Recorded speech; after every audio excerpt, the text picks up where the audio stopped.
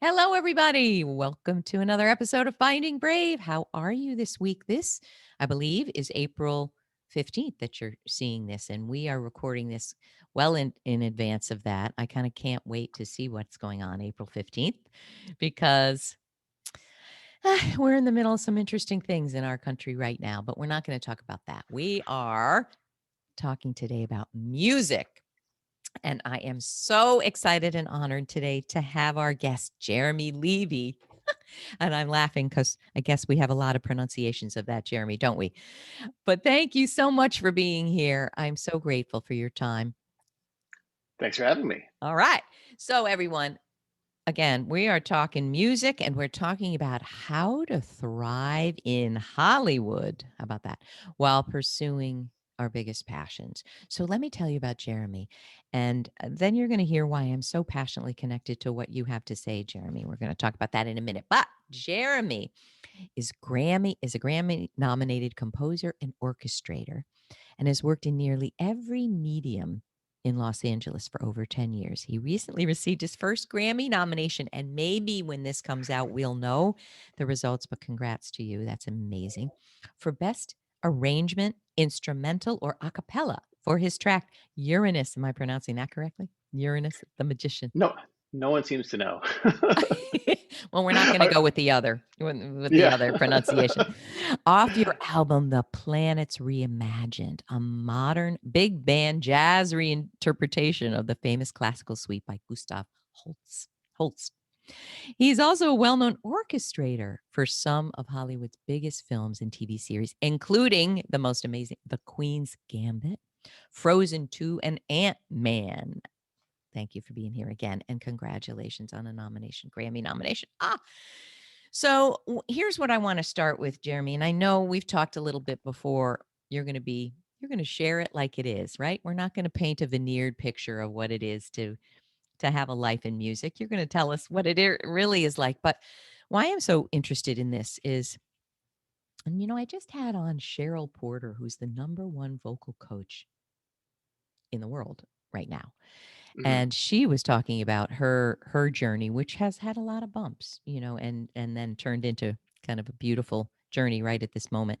But here's what I want to first ask you, and this comes from, as I was sharing with you earlier, my ex-husband is Arthur Lipner, international renowned jazz percussionist, and I'm a singer on the side and have done some things of note, Carnegie, Liza Minnelli singing back up, in Sony Music Studios. And it's interesting to see the life of someone who's dedicated their life to making a living in music versus someone like me who needs it in her life but doesn't care to make money. Can you talk about, first of all, how you started this journey? Did you always know you were going to be a composer, orchestrator, musician? Number two, what do you think is the key to what I would say is incredible success? Where do we start? Okay, so we'll start with number one. Yeah. I did not always want to be a composer and arranger. I don't think I really even knew what that was until I probably hit my mid-20s. Wow. I was a trombonist to begin with. No way. So from like a very young age, I just wanted to be a jazz trombonist, which Jazz, as I grew up, it turns out that's not a very successful career. right? Yeah, I kind of Jazz has some interesting kind of an interesting trajectory here in the US, Yeah, right? yeah, it's unfortunate, but yeah, jazz is my first real love. I was very lucky. I had an amazing jazz program in my high school. I'm from Hannibal, Missouri, which was Hannibal, built in our Missouri. yeah Hannibal, Missouri. That's where Oh, Mark Twain grew up. So yeah, it's like it's this I the knew of setting it. of Tom Sawyer, Huck Finn, all those Oh stories. my Yeah, gosh. it's this Wow. historic little town in the Mississippi River, like 20,000 people. I grew up there. Wow. My family came there from the Philadelphia area when Wow. they had us. So I Was grew up jazz a there. big thing? Was music a big thing in your childhood? It was. My dad was just sort of like a hobbyist. I guess he played guitar and organ. He started us Oh, on piano. We were like me and my brother. We were both like 4 or 5. So oh there's wow. pictures of us, Okay. like on his lap while he's playing his guitar. We're like, tinkering Oh, away on the piano and the organ. wonderful. And then we got into lessons, and then I got into playing trombone in middle school. Hmm. And then I started playing. There was like a Discoland jazz band that I started to play in middle school even. So there was Wow. people there, the educators, that was very important to them. And then my high school jazz band director was a jazz trombonist as well, and he really kind of Wow. led me down this path. And I'm just wondering, when you were that age, were you thinking this is the career I want? This is what I I want didn't to know if it be? was, yeah, I don't know if I thought that it was, I mean, I don't think I was thinking career, like Yeah, we don't 15, do that but when we're I was 16. definitely, I definitely knew this was kind of it. This was like, I was, I was like, I was good from the very beginning. Like I picked up trombone very, very quickly. Wow. You got a And gift, then, let's face it. yeah, uh, it sounds like a silly thing to say, but like I sort of did. It came very easily to me, Wow. Jazz which is trombone. very fortunate. But yeah, so that was definitely very much the early passion that was like literally all consuming in high school. Like all Wow. I did was jazz trombone. Wow. Then like I went to like summer jazz camps Right. and learned all that. And I got a Adjudications and all state or whatever, right? yeah, all state. Yeah, then I did like all national jazz band in New Orleans and Oh, like all this stuff. So I got all this great experience just even in high school, like meeting all these people across the country. wow. Actually, fun little side fact: Kayan Harold, who we've been seeing, he's had the issue with his son having his phone accused by that woman in New York. We grew up. He was in St. Louis. I was in Hannibal. We were an all-state jazz band together, Oh my which gosh. it's so funny because I had not been Wow. following his career, and then this is how I see his name back in the news. Yeah, that's horrible, right? Yeah, Wow. it's sad, but it's so nice to see he's had such a wonderful career too. He So has. I'm super happy to see he's been so successful. Right. The good thing. All right. Yeah. Now back to tell me how and we were talking earlier. In fact, I have a new client who reached out who's in a particular field, but really it's music he wants to make a living at. Hmm. And, my ex, I know he hears from a lot of people that, they see the success that folks like you have had and they dream of it for themselves. Um, but so I don't want to eclipse your story. When did you realize that composing and orchestration was something that you were great at or loved or wanted to work in? Right. So it started to happen in college. I started studying a bit more and then kind of doing some early dabbling and enjoying it, but not really taking it too seriously. And were Just you because, getting a degree in music then? yeah, Yeah. I went to conservatory in Kansas City. Oh, wow. So I studied like classical trombone and played in jazz and orchestra and opera Wow. and just really kind of expanded my musical horizons at that point. So that was pretty eye opening of itself. Right. Um, that was like the first time I heard Stravinsky and all That'll the blow your important things, mind. and also Gustav Holst, the planets, which is we'll get to that in a little bit, but that was kind of where that initially came from. So yeah, I started studying composition, then I got into arranging with big band because I've been playing in big band my whole life. So I Wow. first got into it kind of through that, and then the orchestra stuff kind of came from there. But then when I ended up in grad school, I was planning on doing a master's degree in jazz trombone, Oh, and wow. then life has its funny ways where I looked like everything was going to work out, and then the scholarship program that I thought I had lined up fell through, but Oh, they no. still had an availability in the arranging program. So they Oh really my wanted me to go. This gosh. this was a University of Miami, so I ended up in Gary Lindsay's arranging program at University of Miami for my graduate program. So life sort of played its hand in Woot. some way. Yeah, so I was still playing in the big band and doing all that stuff, studying jazz trombone, but then I was studying arranging, orchestration. I learned production, mixing, like all the things that I actually do now. Wow. So I learned all that in college. So life kind of steered me that way. And then I think I sort of saw the lights at some point that like, I could be playing. My dream was to move to Los Angeles and play like on film sessions and pop, like radio sessions, pop music, that sort of stuff on trombone. And I started kind of just realizing that the guys that are doing that, they're still kind of playing like corporate gigs on the side and doing all the little Right. hustle stuff you're kind of having to do. So I started leaning more and more towards the writing side of things. And Wow. when I originally moved to Los Angeles, my goal was to get into orchestration and arranging and composition. And then I continued to play for probably like 6 or 7 years. What a But at this story. point, I've pretty much retired. You have? Yeah, the Oh. trombone just sits in the closet, comes out every now and then if Oh, somebody asks me to play no. on something. But Is that yeah, because it's a sad story. I mean, it's I sad don't like to and hear that. Is it because you're just so consumed with winning Grammys or just the work you do? it's the work. I mean, the way things used to be is I would play in bands, rehearsal bands. People call you to do things, Yeah. and then as I got busier and busier doing orchestration, I would have to say no when someone calls me and say, can you come in at 10 a.m. and play in this band? I'm like, I I can't. see. I'm working. And then, I see. after a while, people stop calling, Interesting. and then all of a sudden you're not playing. Well, So maybe it create happens. your It own happens pretty band quickly. and you just get the bookings you want. I do that, and even so, I was playing in my own band for the longest time, and then at this point, I'm literally not playing enough to keep up. Like I would be getting too Yeah. tired, so now I just And conduct. your chops Yeah, are not what they were, I'm sure, yeah. right? So now I stand in front of the band and conduct, and I do that whole thing, which is Interesting. maybe not more satisfying, but equally satisfying. Well, good. Beautiful. So no, I Beautiful. actually I plan on doing some more playing again once we get out of COVID restrictions and all that. It's Yeah. it's something And that you is have a kind of little missing in my life. child too, right? You have I a little, do, yeah. I have how a three and a old? half year old. Oh, well, there you go. You're busy, a little busy. All right. I have Yeah. some questions now and Okay. my questions are always around what I'm particularly interested in, but in the hopes that people listening to this who have a passion of any kind, but let's say it's music or artistic or creative, that they're going to glean some strategies and tips, real life advice. That's what I'm going for. Mhm.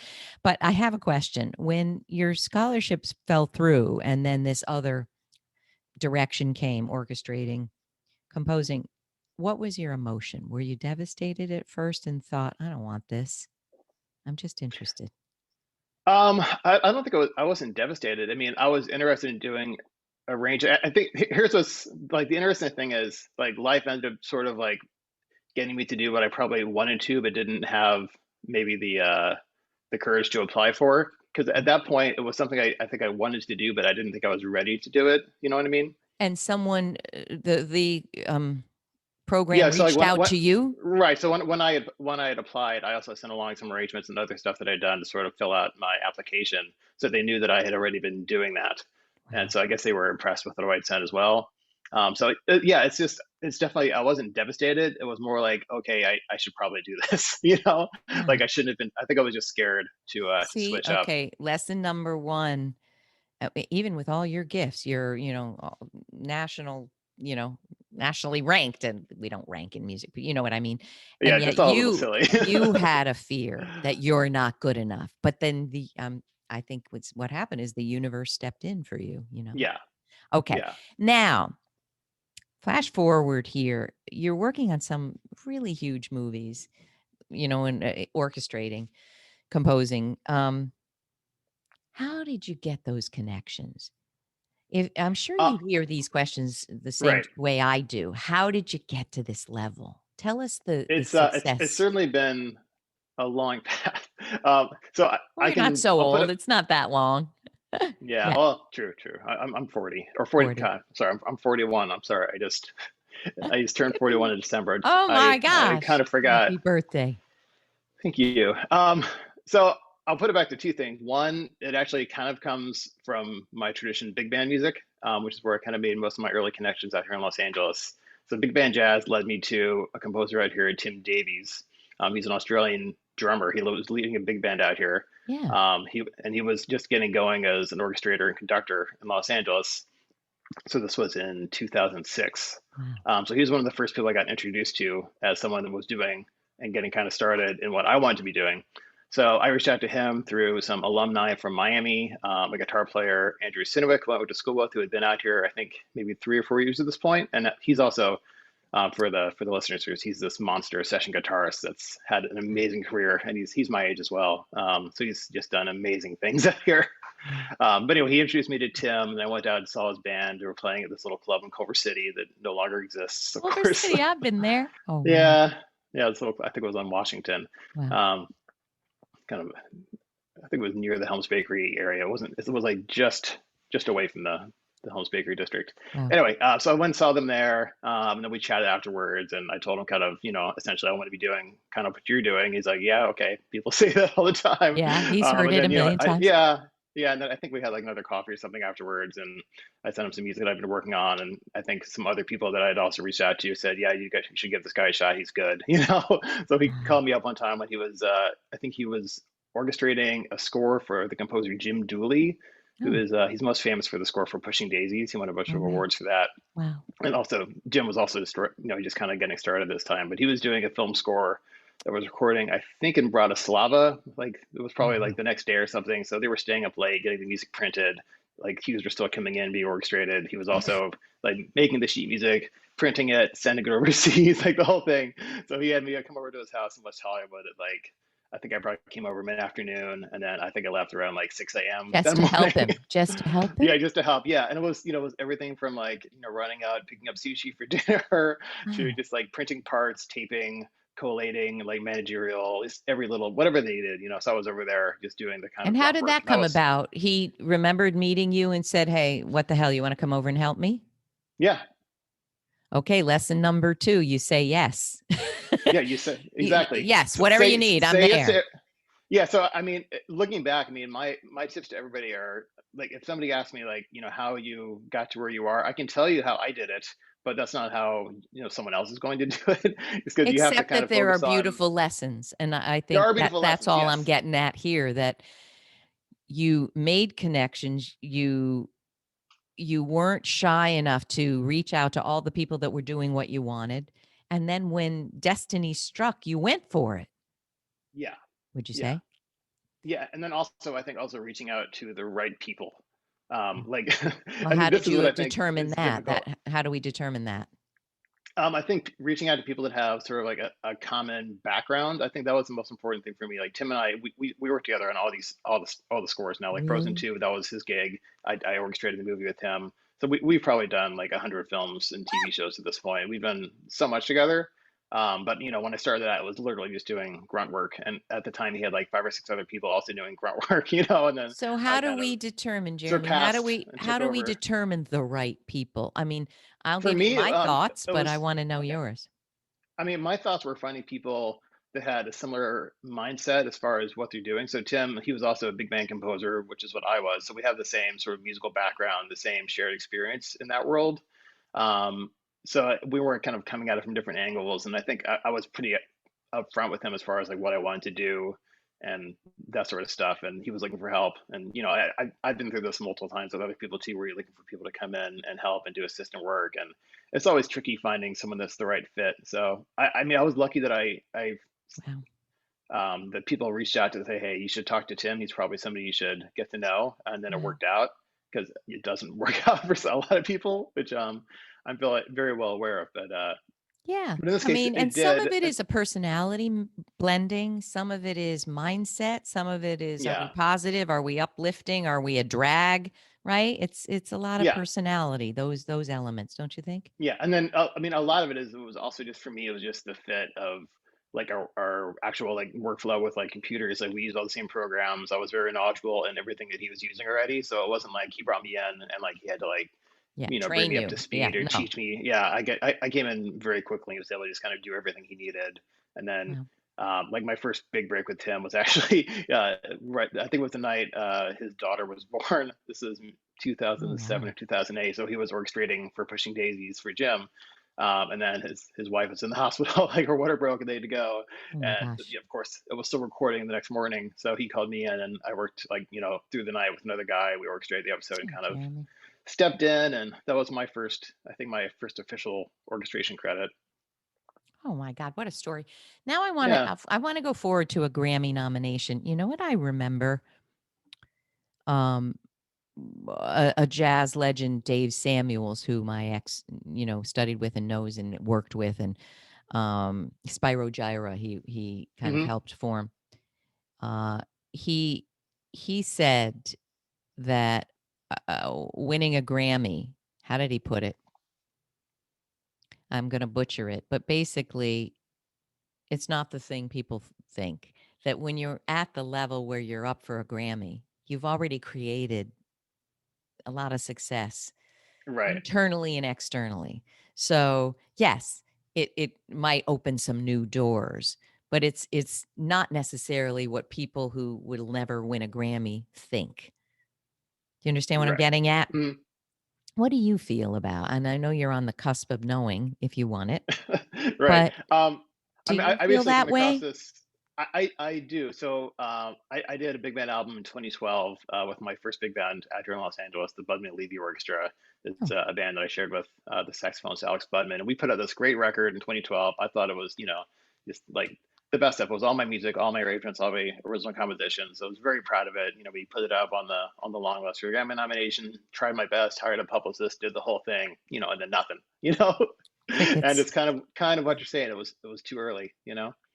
Yeah. Whereas, since Yeah. then, I've done a lot more. A lot more people know me. I think this new record is even better, which Wow. obviously will help. Um, yeah, and then I've learned a lot more about how to kind of get it out there. Plus, I think social media makes it so much easier now to Yeah. really share these projects and get people interested. And you can kind of you go on Facebook and you find all these groups where you have people with a shared love of certain things, and you just kind of you Yeah. know you You make get friends with people and share tribes, stuff. your And yeah, community. Yeah. it's very easy to find those tribes that otherwise it might be kind of hard to find for like a big band jazz album or something. Wow. So, I want to talk to you about your thoughts about this. When I hear from a lot of people who want to make it big, whether it's music, creative arts, or in my world, coaching, or as a thought leader Hmm. or an influencer, don't even like that word. What I see is that they want the result before doing any of the hard stuff. Right. Like they're just starting out. Somebody wrote me, for instance, and I don't mean to cast aspersion, but this is an example. I would like to be a LinkedIn, I would like to have a LinkedIn learning series. Can you help me get one? Because I don't work for LinkedIn, but I have connections. And I was kind and said, no, I'm sorry, I can't help on that. But what I'd suggest you do is start doing your own videos, do them on FaceTime Live, do them on YouTube, and then promote them because she had no followers, no action really. Right. When I see that a lot, that I want to get this level, but they haven't done any of the work to get there. Do you see that in the music world? I do, and I mean, my opinion of that is it's not that people want to take the shortcuts, that they don't know how to get there. You know what I mean? I think some people just want the shortcut too, frankly. Yeah, well, possibly. Like to Um, me, do the work, be a great musician, be a great composer, step in and do the grunt work, do it. yeah. And if you're I mean, doing, I think the problem is though a lot of people don't see the grunt work and the yeah, long process to get to what it is that they see as success. They just see the success and haven't been following along the whole time. I mean, my yeah, advice to most people, if they come out here and they tell me they want to be an orchestrator or a composer or arranger or any sort of thing, and the first thing I tell them to do is like, whatever kind of music you want to be writing, just start writing it, form a yeah, band, get out there, make YouTube videos, just make content. You start making that's it. stuff. Um, because you'll start obviously just the experience of doing all these things is very educational. You'll get better at whatever it is that you're doing. Plus, you can start curating who sees it and try to find an audience. And then, it's you start propagating your own work just by creating things. Love it. Now, can you answer this for me? I wouldn't think that, 100 Hollywood films, the person in charge of hiring the orchestrator or composer, I wouldn't think they'd go to someone who had a big band background.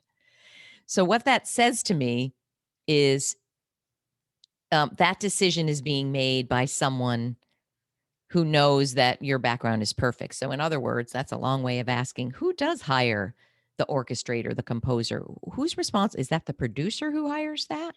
No, it's generally either the composer or the music contractor. And usually when it's the music contractor, it's Ah, because it's a new composer that's never hired somebody to record for an orchestra before, and they need help with something like a team. And at that point, the contractor is the person who hires the orchestra. So then the contractor might also suggest an orchestrator to come in and who as does the composer. is the music contractor found by the producer?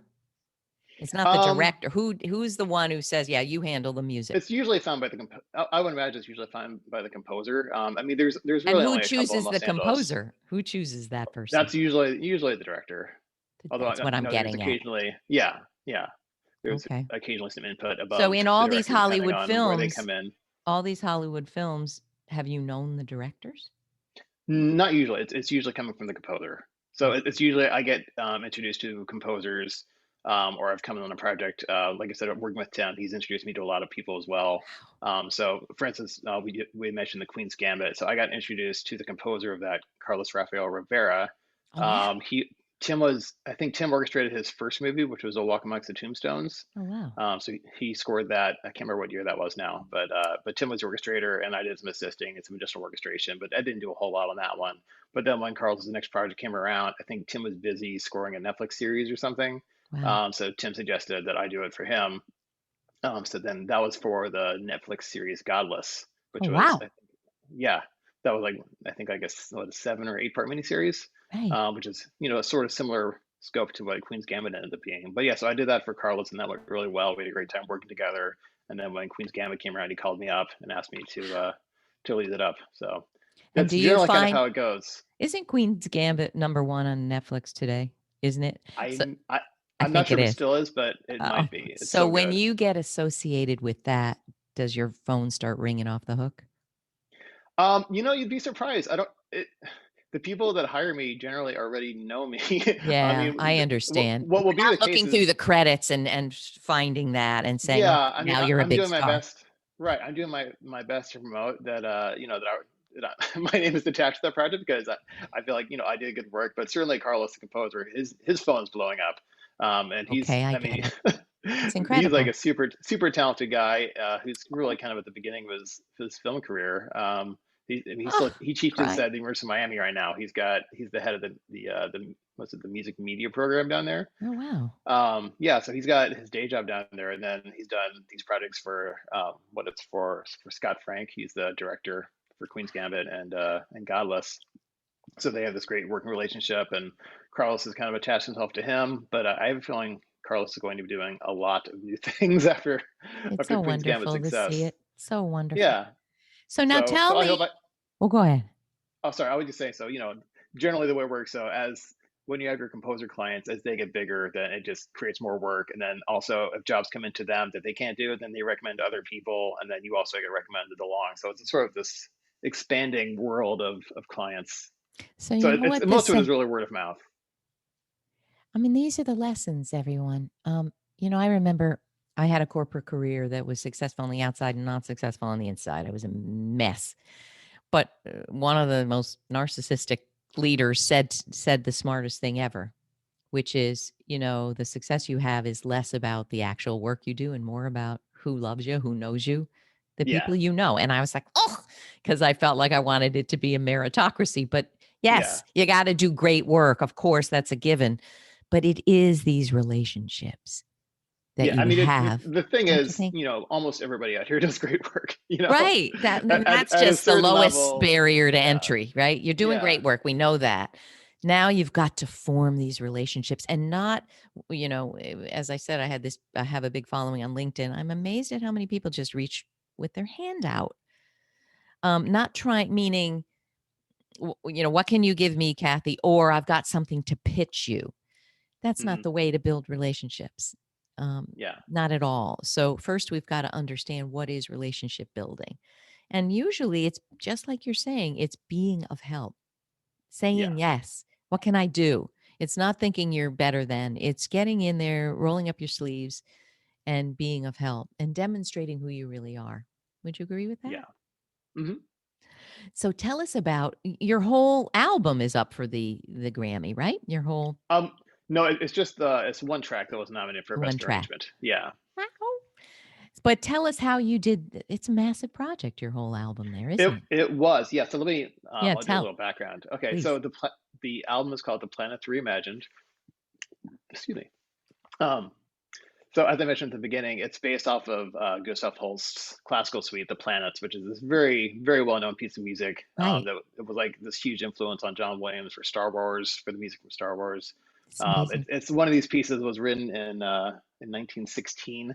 So it's Oh, the beginning of the 20th century. It's influenced like film music from the beginning. right. You can yeah, I'm not going to go into it too much, but it's something that every film composer is incredibly familiar with. You've Right. heard it. Like I was Right. actually just playing a video game, and there was like a techno version of Oh, Mars from it. oh Like my it's one of these gosh. things that it's kind of in pop culture, even though it's classical music. And we I don't think there many was people don't know the name or the they don't composer, know. but we Yeah, there know was the even themes. We yeah. know the I theme. think I I was even just listening on NPR the other yeah. day Oh, it's to yeah. One of the Planets. Oh, Yeah. I think I heard that on Mr. Robot even a couple years oh ago. my gosh. Just Wow. Wow. anyway, so it's this piece of music. Like I said, I first discovered it in college.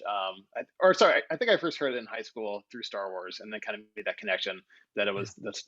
There's a scene in the end of Star Wars episode 4 where the Death Star blows up, and it's like a note for note, like I don't want to say reproduction, but sort of lovingly adapted from the end of Oh dear, Mars. they didn't give Gustav credit? Oh no. Okay. Yeah. Anyway, it's a well known thing.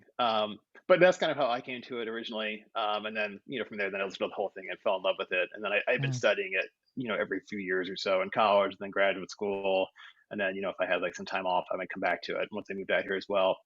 But I got asked to write some additional music for the video game Star Wars Battlefront through my friend Fun. Gordy Hobb, he's gone on to it. I think he's done about like 15 or 16 hours of Star Wars games now.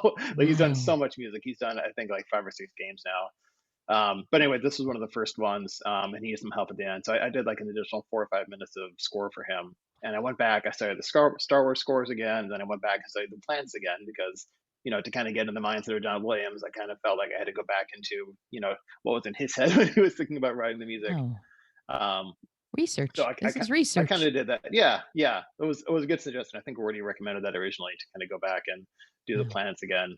So anyway, so that was already in my head. And then I went and saw the Hollywood Bowl Orchestra that summer. They performed the planets at the Hollywood Bowl. Wow. And I just kind of had that, sort of an epiphany that like this is something that might be really cool to adapt for Wow. big band jazz. And how Yeah. long did it take you to do this It whole? took me about 9 months from then. So I started. Actually, I wrote it in order, or in planetary order, if you will, just like the Wow. original suite. So I started with Mars. I wrote it over a couple of weeks, and then I called in Wow. my band to rehearse it and see if it worked. And I was really happy with the results, and I tweaked it a little bit. And then whenever I had any time off in between projects, I would just sit down and start hammering out these arrangements. Then you cover rehearsals, try them out, and I just kind of kept workshopping, excuse me, for about 8 or 9 months until it was finished. Wow. Bravo to Yeah, you. so that's basically how it came to be. And then from start to finish, it was about 3 years until it was released. So yeah, it was about 9 months of writing, and then the next year was fundraising and recording. So I did a Kickstarter project to raise recording budget for it, Wow. which went really quite well. I raised about half the budget, which I was Wow. really happy about. Yeah, Oh, so that wow. went really well, and then we recorded over about like 4 or 5 months, Oh, which is wow. a big project of itself. For that, I also do like all the editing and all the Pro Tools work, and You had to do I'm all that? very yeah. Well, I didn't have to, but it's something that I do, so Oh it my seems silly gosh, to pay Jeremy. somebody else to do it. So yeah, That's so I did all incredible. that, and then eventually it was mixed and mastered right when COVID hit, actually. So thankfully, all the recording Perfect. was done before everything went down, so we were Wow. able to record it like a normal album with everybody in the room together. Wow. Yeah, and then it came out this summer eventually. So yeah, it was about maybe 2.5 to 3 years from start to finish. See, this is another thing I think people aren't quite aware of. In my world, for instance, writing books, they don't just fly out. Yeah, I mean, maybe some people have it that way, but my book was, I would say, 3 years from the original idea, and it yeah, morphs and changes, doesn't it? yeah, It's just I think what we think it's going to be is very different from what it becomes, and it's much better than what we ever thought, right? yeah, yeah. So let me ask you, one, you of course want to win the Grammy, but what's next for you? What's the big dream that you have that you're not quite there yet? What is it? I mean, that is kind of the question I've been asking myself over the next couple of years. I'm hoping, if even with the Grammy nomination, obviously if I win, that would be nice too. But I'm hoping to get a little bit more name recognition for what I'm doing. I want to be doing more in jazz, just because that's kind of my first It's your love, like I thing. talked about. Although it's not really my career necessarily. But it's something I'm very glad I went back to and did this record because obviously people have enjoyed the record and it's getting some Wow. critical acclaim here, which has been nice. But so I would like to be doing more of that, and I want to get back into performing a bit again. But I want to continue building on my base of orchestration clients and doing really big projects. I mean, the thing I love about orchestration is just you get to work with an orchestra so often. It's not something that most people get to do on like a semi Oh. daily basis. And So are you conducting the orchestra? not recently. That's big. That's daunting. Yeah, That's a no, whole I other mean, thing. so that is funny. Getting into doing more conducting was my original goal for 2020, and then COVID hit, and then everything has been remote.